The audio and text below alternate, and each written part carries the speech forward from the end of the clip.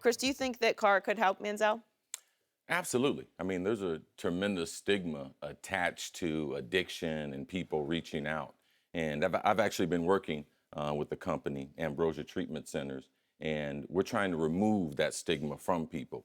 And it's we do recover. We are addicts, we are drug addicts, we are alcoholics, but we do recover. It's a fact. 24 million Americans are addicted to alcohol or drugs. Only 2 million of them are actively seeking treatment. So we have 22 million people out there going to work with people that are we have relationships with, family members that need help. So yes, Derek Carr should reach out to him. We've been so proactive. I've reached out to Johnny Manziel in the same way Derek reached out to him. We shared a couple tweets, a couple DMs. And yes, I believe in recovery. I believe recovery works. I have almost 10,000 days in recovery. I stopped drinking September 21st, 1990.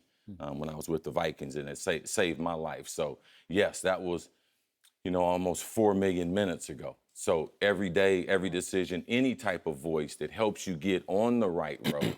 And Shannon, you'll appreciate this. You know about the renovation project with the Hall of Fame, yes. Johnson Controls, Hall of Fame Village. They're doing $500 million renovation, and we've partnered with the Hall of Fame and putting a treatment center in the Hall of Fame. So former players, current players would have the ability to get some type of help if they had some issues with substance abuse. So who was most instrumental and influential in getting you to the right place back in 1990?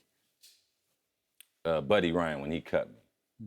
When he cut me and sent me packing, they told me I could pack my things in a hefty garbage bag.